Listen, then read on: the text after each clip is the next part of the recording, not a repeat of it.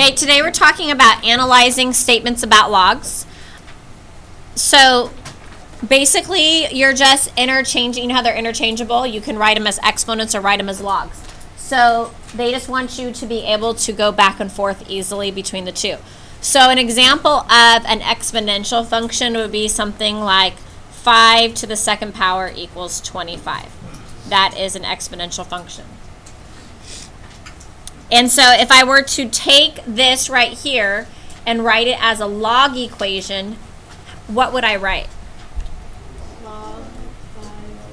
Log base 5 of 25 equals 2. So you just need to be able to go back and forth like that. Okay. So, example 1, write an equivalent statement to this. So what they mean by that is, since this is already in an exponential equation, turn it to a log. So I'm going to go ahead and give you guys about 10 seconds or so to try to do that on your own.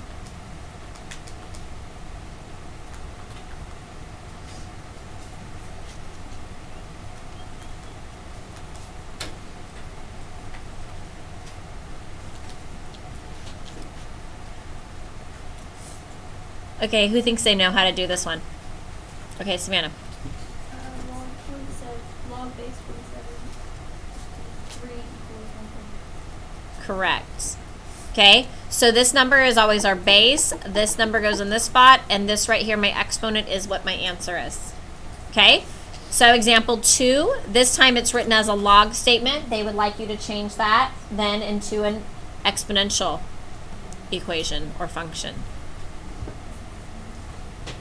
So I'm giving you a minute to try it on your own, or seconds actually. All right, Cheyenne, do you know how to write this one? Okay, what is it? X to the z power equals 1. Perfect. X to the z equals y is correct. Do we have questions? Okay, number 3, it says write an equivalent statement to this. So again, it's in a log form. We are going to change this to an exponential form. If it doesn't state the base of the log, what is the base? 10. So how would I rewrite this? Perfect. 10 to the g power equals d. Anytime it doesn't state the base, it's automatically base 10.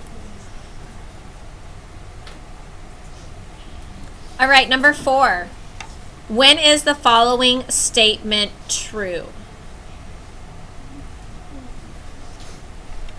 So think about this. What do you think the answer is going to be?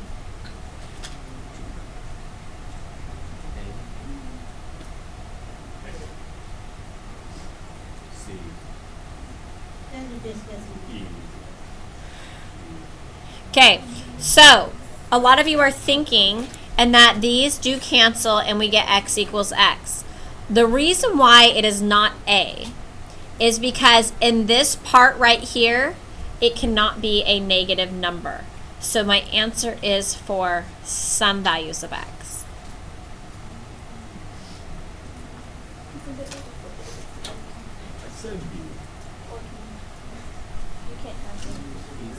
Because, okay, right, it's like you end up, when you have a negative there, it goes back and forth between negatives and positives.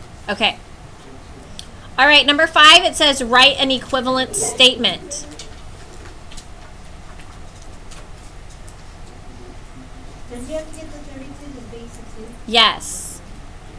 So basically in this, an equivalent statement, you can simplify it, or you could write it into exponent form, but then you would still end up simplifying. So whenever I see this base here, I always want to see, could I just write that as the same base? So could I change 32 to be base 2? Mm-hmm. Yes. So 32 is 2 to the what power? To the 5th, and then there's an x there. So when this ends up simplifying, or also it can be thought of as an equivalent statement, my answer is 5x.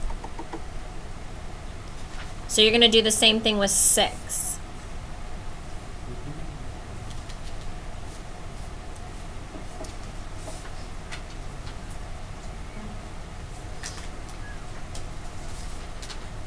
I didn't know if you knew what I meant at first. I was just gonna Okay, so what base am I going to try to make 100? 10. So we have log base 10, and 100 is 10 to the second power, so that's going to be 2x. These cancel, and my answer is just 2x. Okay, number 7 is kind of a review from last unit. So you want to think about this graph. If you want to make a T-chart and graph that yourself, you can. Or if you remember what that graph looks like. Which of the following values of x would produce a point closest to the x-axis? So you can show me 1, 2, 3, or 4 depending on your answer. No. No. Yes. I can't tell if it's... Kelsey, you have it. Oh my goodness. There you go. Okay, so if you were to graph this, your graph should have ended up looking something like this. So as this line goes further to the right, it's going to get closer and closer to the x-axis, which means that your largest positive value gets you closest to the x-axis. So 5 over 4 is 1 1/4. You want to make sure you know how much each of your fractions are worth. But what's larger, 1 1/4 or 2? 2. So that is your answer. Any questions there?